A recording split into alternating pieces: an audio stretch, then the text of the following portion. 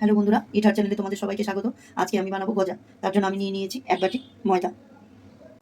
দিয়ে দেবো আমি 1 চামচি ঘি, একটু হালকা করে একটু নুন, আর দিয়ে দেবো আমি একটু সাদা তিল।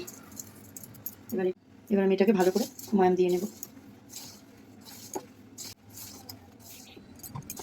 বন্ধুরা, আমি একটা নরম করে একটা ডো বানিয়ে নিয়েছি। এটা আমার মাখা হয়ে গেছে। এবার আমি তোমাদেরকে দেখাচ্ছি। এরকমভাবে আমি 4টে রুটি আগে বেলে নেব। ঘি নিয়ে নেব।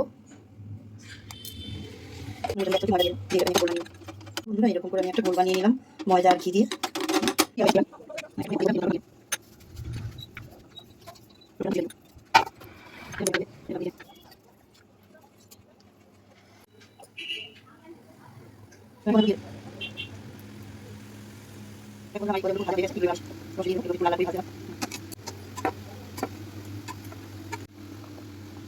পরিমাণে জল দিয়ে দিলাম।